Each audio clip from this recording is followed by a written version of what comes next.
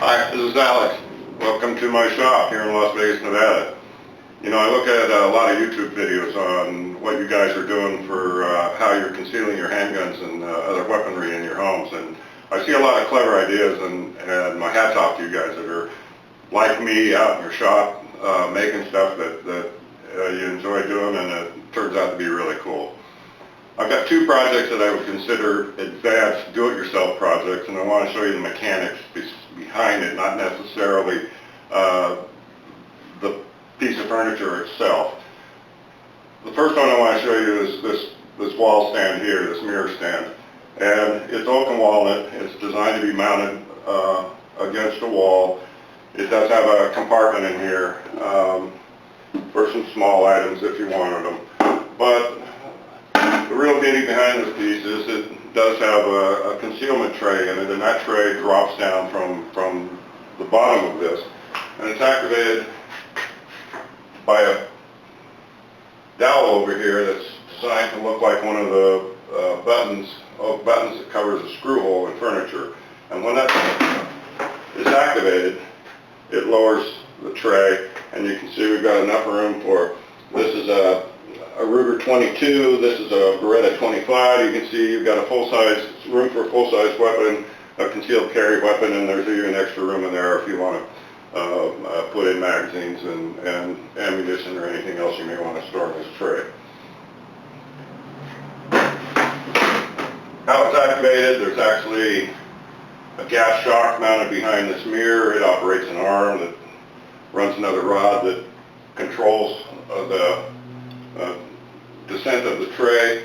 And what I'll do here is I'll shut off the camera, we'll take this mirror and backing out of here, and we'll actually show you the workings of this particular item. And like I said, what I want to show you is the mechanics of this. I'm not trying to say go build your own mirror stand, but I'm going to show you how you can mechanize some of your own concealment furniture if that's something that interests you.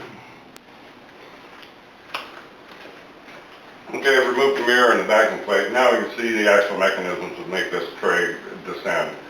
Power is supplied by this gas shock, which drives this pivot arm here. And the pivot arm is connected to a piece of flat iron, which is secured to the top of the tray. So when this arm is activated, it drives the flat iron down, lowering the tray. Now the nice thing about the gas shocks is the tray just doesn't fall. It's controlled by how fast the cylinder actually is deployed by the gas shock. The latching mechanism, we can see here, the half-inch dowel runs through this slide right here. The latch mechanism itself is 3 pieces of aluminum. It's half-inch by, or 3/4 inch by 1/8 inch aluminum bar stock.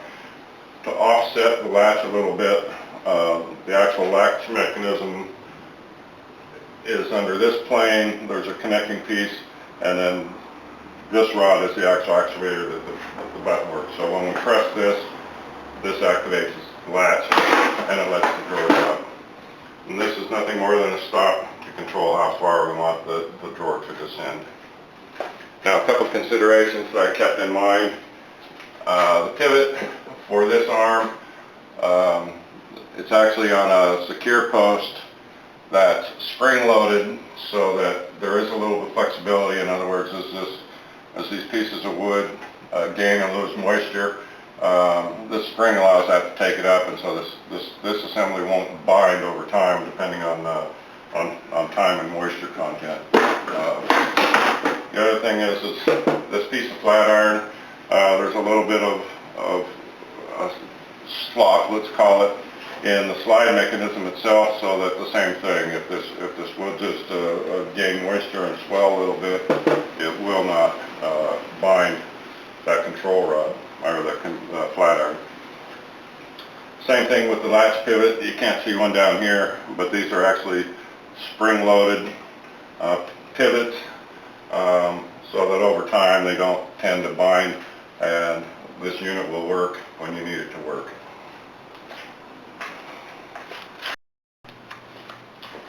Now as you can see, I've got the mirror and the backing plate back in, and the trim back on, so this unit's ready to find a new home and secure some of these weapons and keep them out of sight, and hopefully a safe home. I'm going to shut the camera off now. I'm going to set up and show you the other project that was inspired by this one. When I was making this assembly to drop down the tray, I was thinking, it'd be kind of cool if I had two trays that were actually extended at the same time out of some sort of cabinet, but large enough to contain one of our longer style weapons like an AR or another long gun. So anyway, I'm going to shut this off. We'll set the camera up in the other direction, and I'll show you what's in the works on this other project. Here's the second project I've been working on, and this is started out kind of as a prototype, and then it developed into a full-fledged project. So what I wanted, like I mentioned before, was I wanted two trays, and I wanted them to open out to the sides. And I started playing with ideas of, okay, how do I do that? Do I use two arms and two gas shocks and try to make all that mechanism work together? And then I started thinking, you know, I used to build tables with top slides that had a little gear and a couple of racks mounted on, so when you pulled one side of the table open, the other side open. And I started thinking, well, maybe we could do something like that. And so I started playing with making my own gears and my own racks.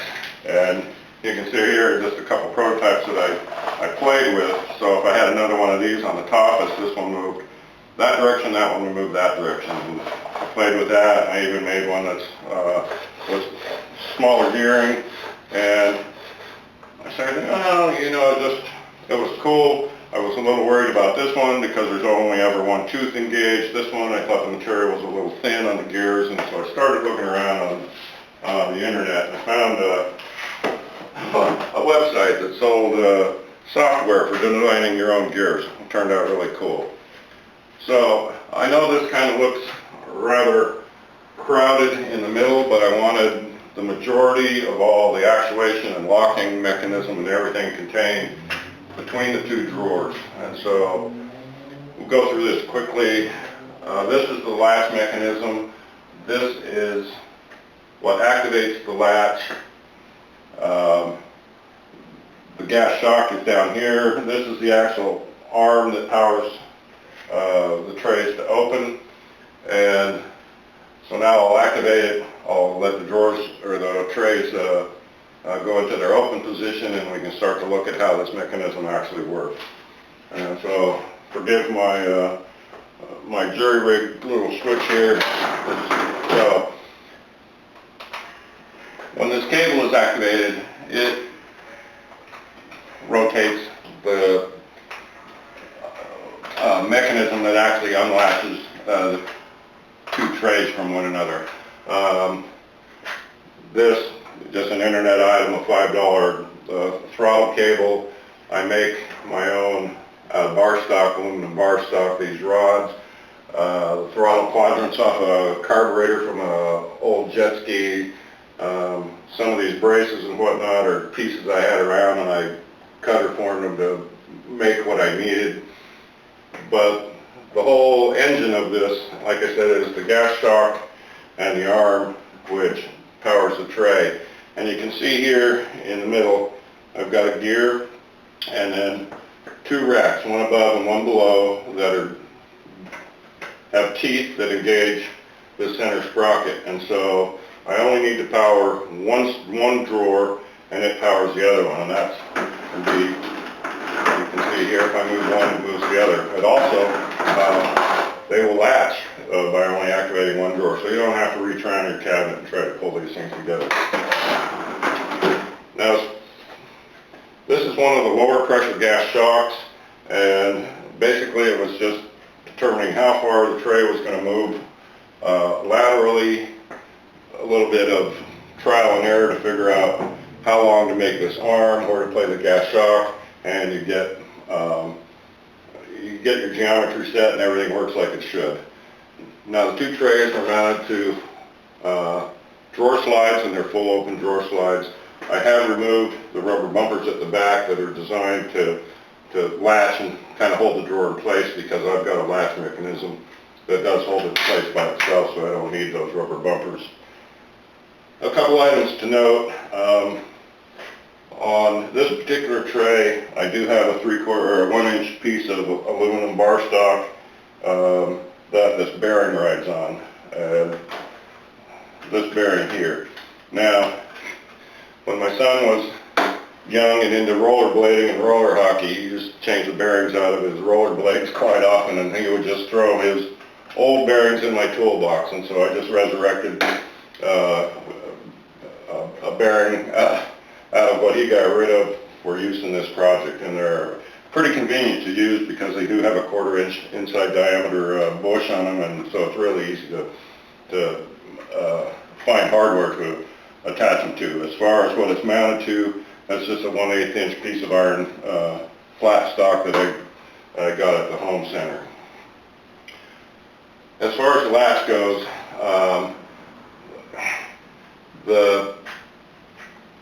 this does not latch either two doors. What it does do is it operates this plunger, and this plunger is designed to press on this part of the latch. And I looked at having something come down to activate this latch, but the latch itself would have caught that item. So the latch mechanism ended up a little more complicated than I wanted it to, but it operates like I want it to, which is it securely latches both trays, and I was able to figure out a way to activate the plunger so that it works the latch and it doesn't hang up. As far as this plunger here, it's this piece of aluminum stock is just bent to contain it so that the spring returns it away from the latch, and the other thing is epoxied into this oak block is a brass bushing that this plunger rides in, so it's always going to activate smooth. There's no slopping in it, and I'm very happy with the way that turned out. As far as my latching mechanism itself, 3/4 inch by 1/8 inch aluminum bar stock. You can get it at the home center. Design your own latches, make the pivots where you want them. There's a little spring connected back there that returns it to the lock position when the trays are brought together. Now, as far as the racks are concerned, I was worried over time that just the way wood tends to expand and contract as it gains and loses humidity, I didn't want the drawers securely fastened to the racks, and so I do have L brackets attached to the racks, but I used a through bolt into that L bracket and spring loaded it, and so you can see there's a little bit of it does have some spring to it. It's not securely attached, so if this tries to warp a little bit over time, it's not going to destroy the racks.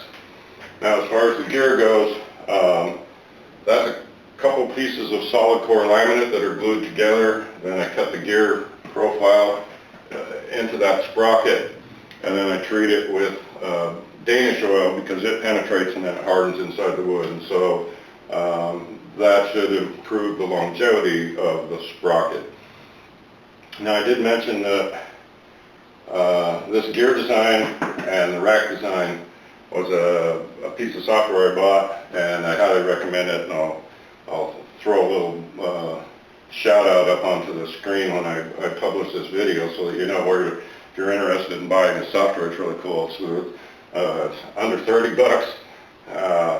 You can design tons of different types of gears.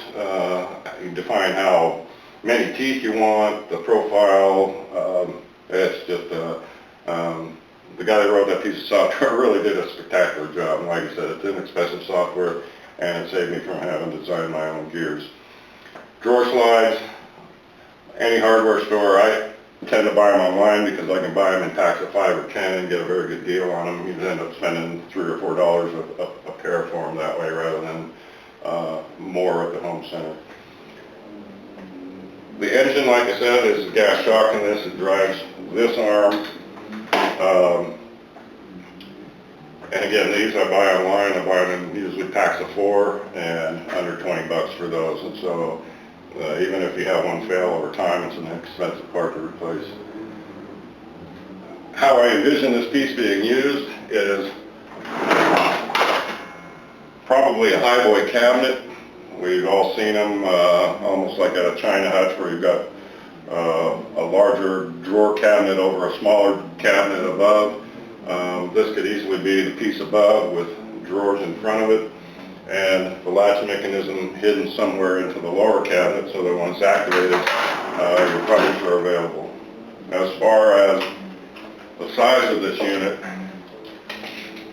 this particular one measures at just under 36 inches by 10 5/8 inch, and I did make them a little deep. They are 2.5 inches deep.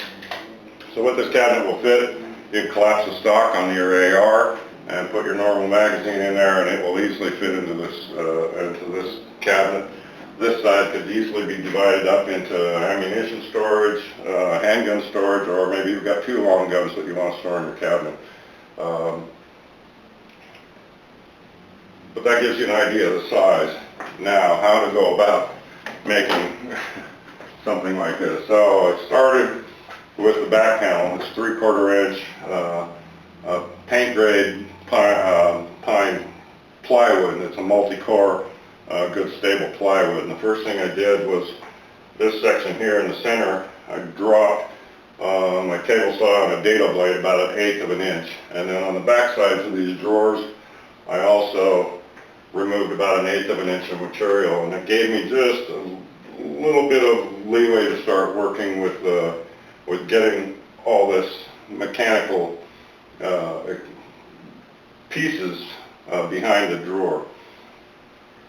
I use oak. Again, it's stable. It'll gain and lose moisture, and it doesn't change size and shape that much, and so I prefer it over the softer woods.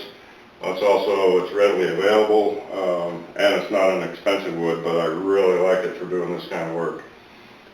The racks themselves are 2 layers of 1/4 inch solid core ply that have been glued together, and then with the gear notches cut in them, and the software that prints the gear patterns will also print your rack patterns, and so put it in place, start cutting either on your bandsaw or jigsaw, scroll saw, whatever you have.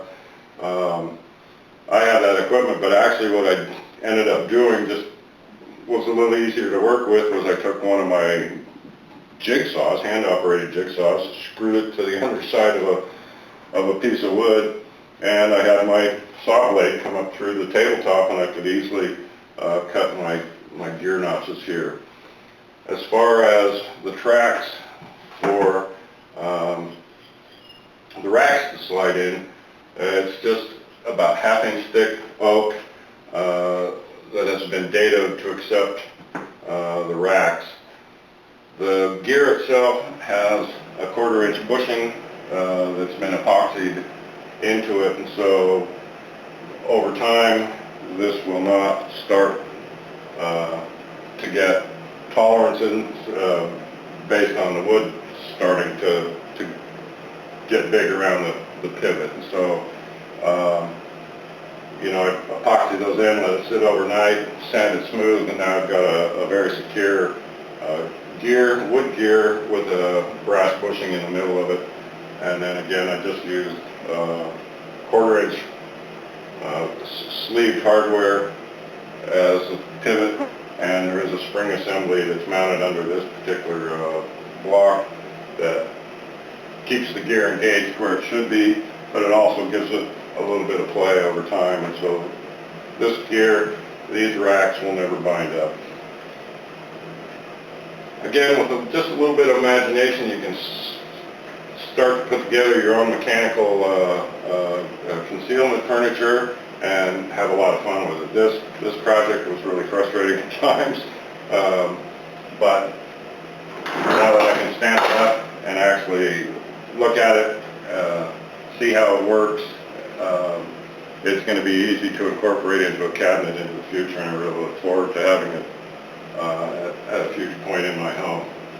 Anyway, for you do-it-yourselfers out there, my hat's off to you. Just like me, I'm out in my shop making sawdust and trying to make stuff that I enjoy. So I hope you're enjoying yourself as much as I do, and if I gave you some ideas here, that's great. Anyway, take care. This is Alex from Las Vegas.